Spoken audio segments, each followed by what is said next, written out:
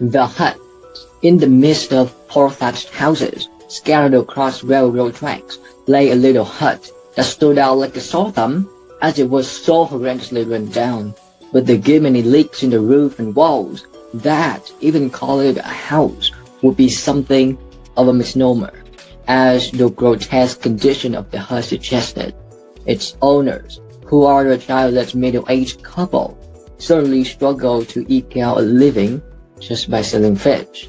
Considering the height of World War II in the 1915s, Vietnam, currently being under French colonial rule, was also arbitrarily coerced into contributing to the war.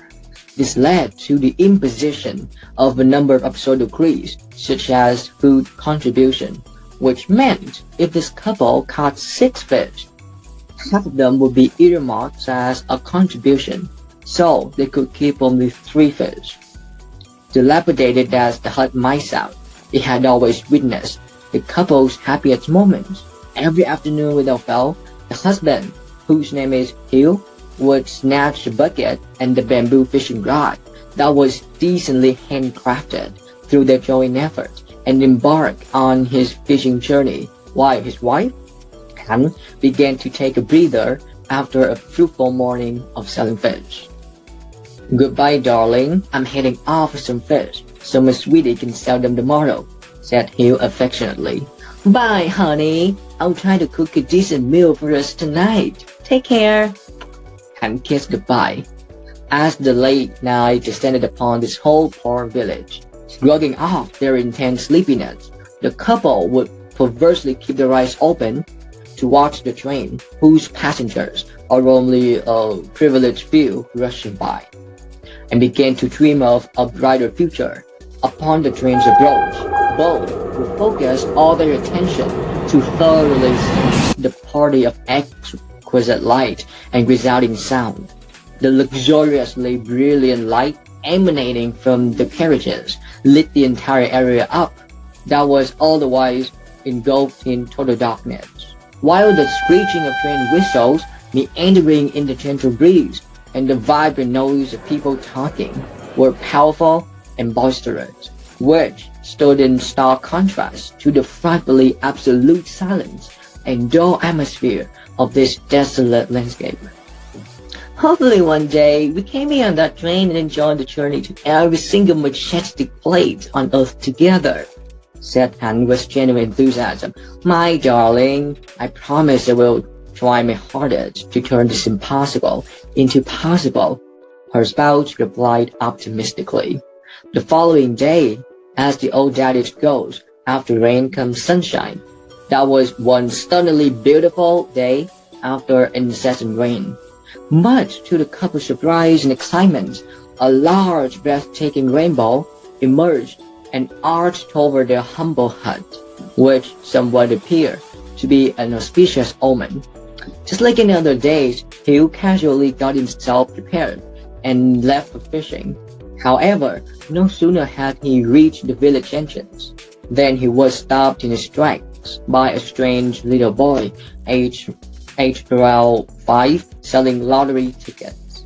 This boy really stood out as he was incredibly dynamic and pleasantly talkative, hence an enthusiastic sales pitch. Normally, he would have rejected without a second thought, but this time his inner voice kept nagging him to buy one because of the propitious rainbow earlier and the boy's superb sales pitch.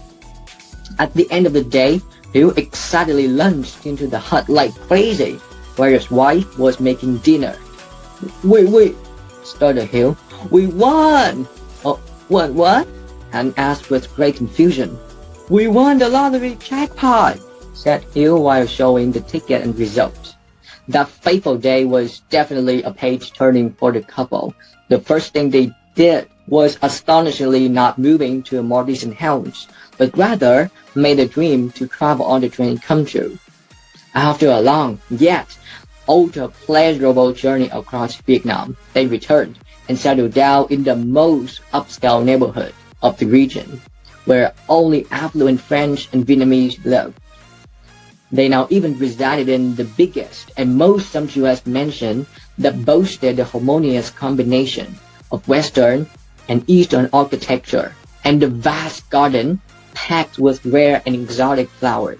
The life was more enjoyable and delightful than ever. The couple's whole day would be solely devoted to enjoying their love in the lap of luxury, such as having extravagant meals and hiring the most accomplished theater performers. However, all that fun seemed to pass eventually. Soon, they became bored of this new life. The lavish meals, the comfy beds, and the fancy clothes couldn't make them happy any longer. But in lieu of kindling familial bonds, they chose to indulge in their own decadencies. Hugh turned to gambling, as he believed he could win big like before. He threw everything he had at the lucky numbers, so that money would come easily again. But through and through though he did, not once did he win. Finding her husband's impulses distasteful, he began to go and hang out with young men in the city's many bars and clubs. It was there that he met Jaden, a young and handsome, self-proclaimed entrepreneur from France, as well as a notorious playboy. He caught her attention, and soon after, they started going out together. He spoke with her in her mother tongue and told her great things, all sorts of wonderful things about his homeland, the things that she would never see in this place. He promised to take her there with him. He only needed a little bit of money to prepare for this departure. Is it ready yet, darling? All the boarding passes and procedures? I can wait no longer. Be patient, dear. Do you know how hard it is to prepare for an overseas voyage? It just so happened that I had left most of my money at a bank in France. The sooner I have enough money, the sooner we can go. Well, that's fine, but you have to take me to the place in your homeland you told me about, to compensate for making me wait all this time. The Eiffel Tower, wasn't it? Of course, dear, I'll take you to the tower myself, once we have settled in our new home. I promise. She brought him more and more money, exhausting all her savings in the hope of Jaden's promise. She had cut almost all ties with Hugh and only returned to the mansion once every while to replenish her wallets. Miraculously, he never once noticed her absence. Alas, Jaden was never a good man. As soon as he saw that there was nothing more to be gained from Han, he dipped and was never heard of again. Many young women were deceived this way. She gave him everything, and yet he thought of her like nothing. Now, with not a penny in her name, she reluctantly returned to Hugh's place in the vain hope that he would forgive her and be merciful. But when she reached the mansion, she found that it had been sold. Its former owner had been gone bankrupt from gambling, become indebted, and been forced to sell it. With no roof on her head, she wandered the streets like a hollow soul. By a force of miracles, on her path, she stumbled across the hut she once called home. It was tattered and decrepit, yet still standing strong, as if awaiting those who abandoned it with mercy and forgiveness. Hugh was standing there as well, perhaps led by the same miracle. They stood silent for a while, not looking at the other's face. Finally, she gathered enough confidence to start a conversation with him. It seems like you aren't doing very well, huh? Look who's talking. Where have you been? I didn't notice that I lost everything. I just learned a life lesson about how worthless I am. I guess we both learned something after all. By the way, I don't find you worthless at all. I see.